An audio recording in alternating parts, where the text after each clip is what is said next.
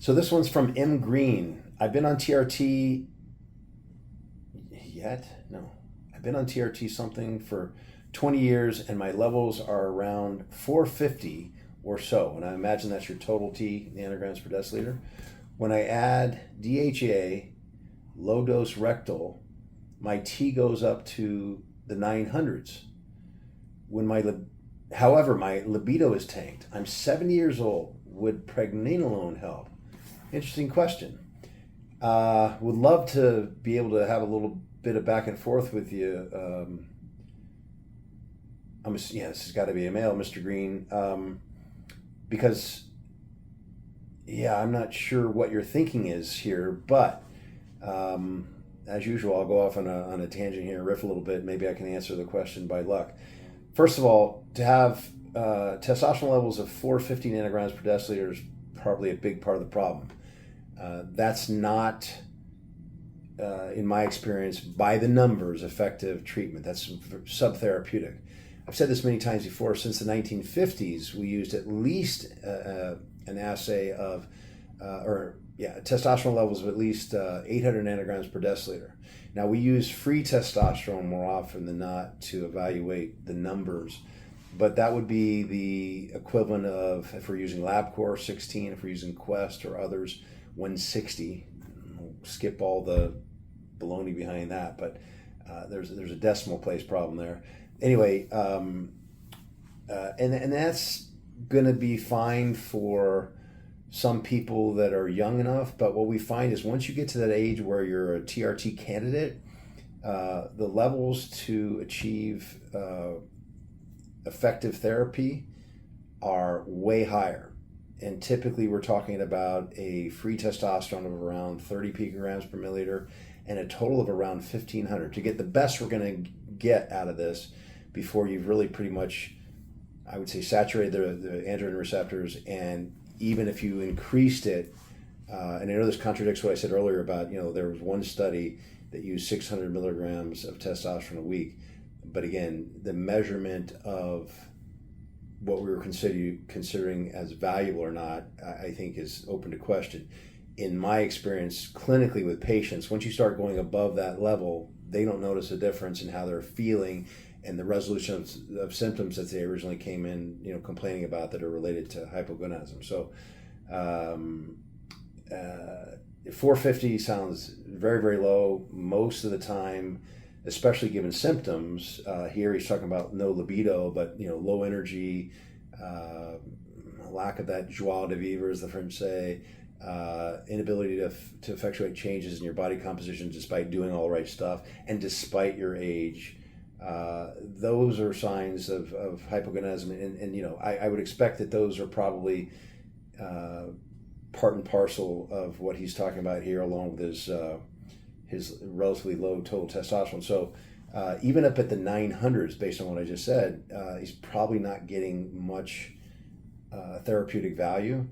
And with testosterone, I think I've said this before, you got to hit that minimum threshold, after which the symptoms resolve and before which they don't. If it's not linear in effect, I've found, for the most part. You have to get to that threshold and beyond, and then you say, wow, the patient typically says, wow, this is great, now I see what we're talking about. So I would say that the therapy is probably underdosed. Again, this should all be done with a doctor. The DHEA addition, you didn't mention the dose, but that's a remarkable increase in testosterone in my experience, assuming that's the reason why it's increasing, is from the conversion from DHEA to testosterone.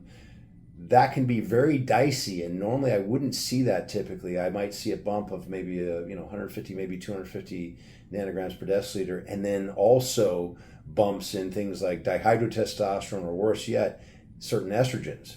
So I would say, and again, that's why I always say, if you're going to replace something, replace it directly rather than a precursor, because we're oftentimes, if not all the time, rolling the dice as to what that precursor ends up in converting to in the body. So anyway, would pregnenolone help? Well, based on what I just said, it wouldn't be my first choice, because you're kind of rolling the dice. Pregnenolone is not necessarily known for its ability to help with libido, what he mentions here. Typically, when patients are on TRT, libido comes into play when there's not a good balance between estrogen and testosterone. And there's been some study about the right balance between estrogen and testosterone, and the difference in male personalities anyway when it comes to being more genteel versus more caveman like or whatever. But more specifically referring to estrogen, whether there's a good ratio between testosterone and estrogen or not. In other words, testosterone itself, if the levels of testosterone go too low, in my experience, we'll see a change for the worse with libido, meaning less libido. In some even more rare cases, you'll see a lack of sensation in the genitalia. And that number, when we're using estradiol sensitive, tends to float around 21, 22 picograms per milliliter. So to be safe with those patients to say, you know what, doc, I've jumped on TRT, everything's great, but my libido. Then we'll experiment by letting the estradiol sensitive, which we use as a surrogate marker for all the estrogens, float up a bit, so that they might range between 25 to 35 picograms per milliliter, which in most laboratory reference intervals is still within normal limits. But then they go, wow, great, my libido's back. And it's strange because in my experience with these patients, there is really a tipping point that's severe. Above, let's just call it 25, no problems. But boy, when they hit that point and they drop down to, let's say, 20, it's not minor. It's a major. Hey, I lost everything. And of course, if you're the rare few that loses sensitivity in the genitalia, well, you can see how that would affect your libido, and it's vice versa, right? So I would focus on maybe evaluating those assays to see, and again, estradiol sensitive, not just estradiol serum. We've talked about that before, so I won't talk about the difference between the precision and therefore the accuracy of those, but that I would look into. Now, sometimes you'll find that some people, even on TRT, at a therapeutic dose, will say, everything's great but my libido. And it's not because we're over suppressing estrogen with an agent like an aromatase inhibitor, Arimidex, or by blocking with something like tamoxifen or another SERM. It's because they just don't make that much estrogen. There's not that much conversion, mainly at the liver, and they're really lean, so there's not much to contribute from fat cells, converting. So in those cases, oftentimes we'll add some HCG. Why? Because then there'll be some there'll be some production at an intertesticular level of estrogen that will be enough to get them up to an estrogen level where things are working properly again, the libido and erectile function, etc. So I would look into that. Again, to answer the question directly, no, I wouldn't jump on pregnenolone necessarily. Pregnenolone is mainly for improvement in cognition or supporting cognition. Your appreciation of color is another thing. It's not the sexy hormone that testosterone is.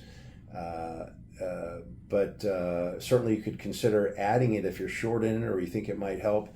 50 to as much as 200 milligrams per day is a typical dose for a supplement. And at least here in the United States, that's over the counter. But I don't think that's going to solve the problem. Bottom line, I would get into the assays, particularly testosterone free and total and estradiol sensitive, and see what the balance is and particularly what the estrogen level is, and go from there. All right. Thanks, Doc. All right. So the next question here says, no name, but 100 milligrams sip twice a week with HCG 500 IU twice a week. I have zero libido. Doctor just put me on an AI. When I first got on TRT a couple years ago, I felt great and libido was awesome. Now at 40 years old, libido's gone. Latest blood work was testosterone at 934 nanograms per deciliter and estradiol at 52 nanograms per deciliter. Well, this follows what we're talking about. First of all, more than likely, just because you're talking about 100 milligrams twice a week, so you're on 200 milligrams of testosterone cypionate, and you're on a decent dose of HCG. So why is your total testosterone only 934 nanograms per deciliter? I would call this person perhaps an expensive date, I would say. You're burning through the testosterone somehow. Either you're breaking off the ester bond pretty quickly, and or you're metabolizing the testosterone very quickly. As I was mentioning earlier, the estradiol I don't know if that's a serum or a sensitive, but I've seen a serum and a sensitive on the same test before, same blood draw, very different. 16 picograms per milliliter versus 64. They can be wildly different. So I would say that's if it's an estradiol serum, it's pretty much a worthless number for us. So can't make much of a comment except that maybe that's a factor. Maybe estrogen is oversuppressed per the question we were just referring to, and you might want to back off on the AI to see if that helps. And of course, do it with your physician and with labs so you know what the numbers say, and you don't let the estrogen get out of control. But that would be the first thing I would look into when you talk about loss of libido. In addition to what I guess I started to talk about, which is your testosterone is not enough. And maybe it was enough before while you were younger. Maybe it was enough before when you weren't metabolizing as quickly. What's changed? I mean, there's so many things that I could bring up here if I were doing this the right way with a full history and physical, etc., and before and after information. But and so I won't speculate. But yeah, just based upon these numbers and what he's saying here, I would consider that maybe you need, and I like to use a more frequent dose of testosterone rather than a higher dose weekly. Maybe try, every 6 days or every 5 days of this dose.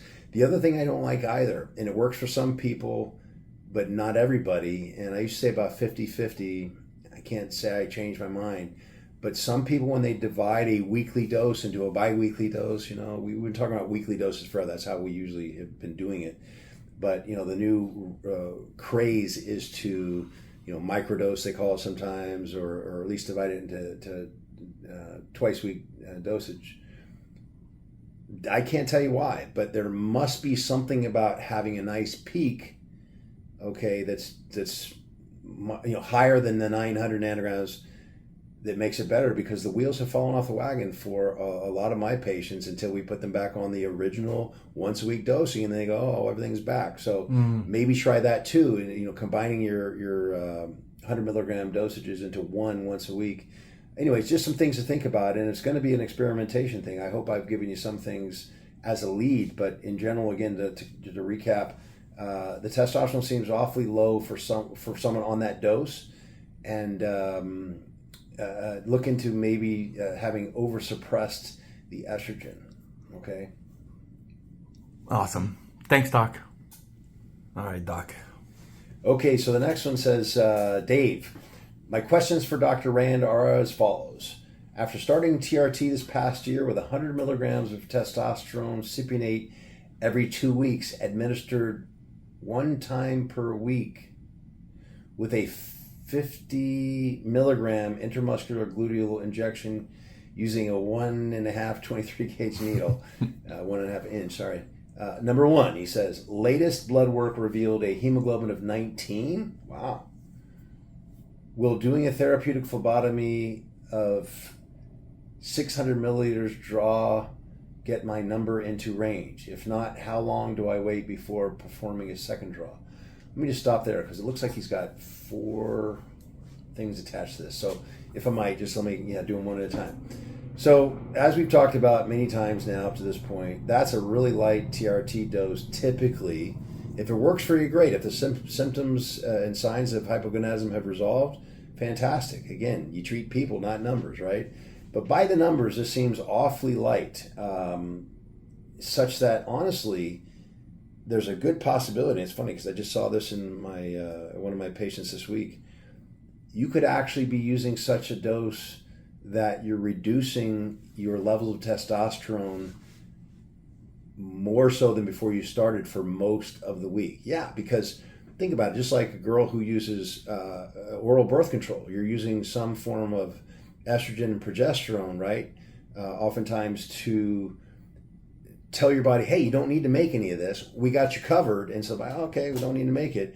And it's just enough so the body stops making it. It disrupts the cycle. I mean, there's all kinds of other reasons why we're doing it. But the effect is the same. If you use just a smidge, if you will, of testosterone, which I would argue this is, yeah, you might over time get, even just a few hours or maybe a day or two tops, probably. I'm just guessing here.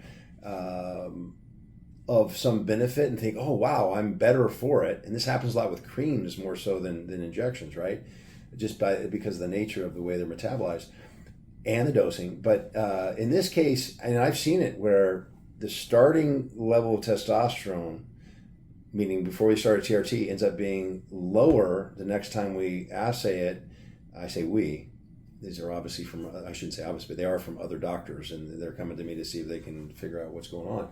But anyway, you actually put yourself in a worse boat overall, where you spend more time at an even lower level of testosterone. Of course, presumably all the symptoms are even worse during that time period too. And I don't know why. Yeah, well, why do we wonder it doesn't work? Well, we don't. We know why. So I would argue that's probably what's going on here. And again, I would argue that typically, I mean, look at Baylor University, Dr. Lipschultz, one of my favorite docs out there. He starts people typically at 1 cc of 200 milligrams per ml testosterone cypionate, right? That's what most doctors in this field are starting, and this isn't even close. So again, everyone's different, but I would look into that as an issue using assays and, of course, feedback as to how it's treating you. In terms of a hemoglobin of 19, wow, that's really high. 19 grams per deciliter is something's going on here, because testosterone is needed to leverage that number up, to leverage the number of red blood cells and the deposition of hemoglobin on the red blood cell. 19 is something we'd see. We don't even see that in a Tour de France athlete who's riding 6 hours a day uphill every day. And let's use in the old days would even be using EPO, right? I mean, that's an incredibly high number. So one, I would look into the typical culprit. How bad is your snoring at night? Do you have sleep apnea? I would say you probably have severe sleep apnea, not just mild or moderate. And or do you have what's called a JAK2 gene mutation, JAK2? These are things that would get the body to produce more red blood cells and hemoglobin. Also, I didn't even, obviously we'd be guessing, but if you're at a fairly high altitude, right, where oxygen is thin, your body's going to make the adjustment to make more hemoglobin and oxygen carrying capacity. But even if you lived at, 8,000 feet, if you're at Mammoth, you're not going to be at 19, especially with this level of testosterone. So some things to look into there with question or remark number one. Number two, he says, should I adjust my dosage or injection frequency to keep my hemoglobin in range, or should I just do therapeutic phlebotomy every 6 to 8 weeks? Okay, so we already talked about adjusting the dosing, and in this case, it's in regards to his hemoglobin going up. Let me just remind what we've talked about before, remind everybody that, the testosterone's not doing it. It's not raising the hemoglobin hematocrit. A lot of people make that mistake, including physicians. Something else is doing it, and it's being leveraged by testosterone. In this case, not by much, so it's something else that's doing it. So adjusting the dosage to decrease the rise in hemoglobin, well, I don't think how much more can you decrease it? I don't think that's the issue. I think that to be therapeutic, we're going to have to raise the dosage of testosterone, separate issue. But in terms of letting this continue and using therapeutic phlebotomies, I don't remember the doctor's name, but probably a decade ago now, he is a hematologist, brought it to my attention that there is a reason for not doing serial therapeutic phlebotomies. There's a reason to not just saying, well, I'm not going to treat my sleep apnea, I'm good enough, I'm doing fine, I'll just keep drawing blood when I need to. And that begs another question, do you need to? I'll come back to that in a second. But, you're digging into your stem cell stores, right? The hemopoietic stem cells are being used up, you would argue. It's not like, a genie where you just keep getting more and more wishes. Eventually you run out. And I think that he makes a very good point. And I wish I could give him credit. I don't remember his name, but it makes sense. Why use it up your stores? Why not just fix the sleep apnea issue so you don't have this problem continue and you're not digging into your stem cell stores in the bone marrow? So, I would look into what the source of the rise that high in hemoglobin is in terms of the need for therapeutic phlebotomies, I would say at 19, more than likely this gentleman has an issue with some side effects from it being that high. Typically when your hemoglobin goes above, in my experience, roughly around 18 and a half, patients will complain about dizziness. They stand up out of a chair and they're not dehydrated, they're not low in blood sugar, but yeah, when their blood is viscous, not like blood, but more like maple syrup, it takes an extra pump or two by the heart to get it the blood, which is pooled in the legs, up to the brain. And so they might have a couple seconds where they feel dizzy. Then we should thin it. We should reduce the viscosity with a therapeutic phlebotomy. That makes sense, right? Also, another sign is a patient will be just sitting there, and this sounds kind of counterintuitive, but they will take a deep breath. A heavy sigh for no reason, right? They're just sitting there like, well, why do I have to get a deep breath? And didn't you just say these are all, related to increased oxygen carrying capacity? And the way I explain it, which I guess makes some sense, yeah, you've got a bigger truck now. You can carry more stuff in the bed of the truck, but you've got a jam on the highway. You got too many trucks, okay? So you're not getting the oxygen where it needs to be, but your blood's too thick. It's really a lousy analogy when I think about it. But anyway, it does work against you when it's this thick. So somewhere around there, you might want to consider doing it, not because your blood is so sticky. It's not about stickiness, but because you're having side effects from it. But again, you're robbing Peter to pay Paul, I would argue, per the hematologist, who I'm not giving enough credit to. His explanation of what happened. So he says here, number 3, my hematocrit elevated to 57. My doc told me to take a baby aspirin each day until we get it down. How much will the hematocrit decrease with a therapeutic phlebotomy of 600 milliliters? So here's one that's lost in translation, I have to imagine, because when he says, my doc told me to take a baby aspirin each day until we get it down, you could read that and maybe imply that he's saying the baby aspirin will take it down. That's not the case. Unless he takes enough aspirin, baby aspirin, 81 milligrams, and unless the aspirin makes him bleed internally, which aspirin does. You get a little bit of blood typically from the stomach when you take an aspirin, but it shouldn't be enough to act like a therapeutic phlebotomy. I don't think that's what he means. I think he's saying that the doctor is going to address the blood stickiness again, even though we're talking about blood viscosity, by taking an antiplatelet like aspirin so it doesn't stick together until such time as they can reduce the viscosity of the blood. Does that work? Yeah, but I would argue that I would argue a better way to do it is take another effective anti-stickiness agent, fish oil. Loaded with omega-3 is great for myelinating the nerves and reducing inflammation. Same effect, but without the damage to the stomach. And by the way, that's no small thing. The biggest cause of peptic ulcers these days is NSAID use, of which aspirin is considered one. Ibuprofen, that sort of thing. So yeah, let's avoid that problem if we can, right?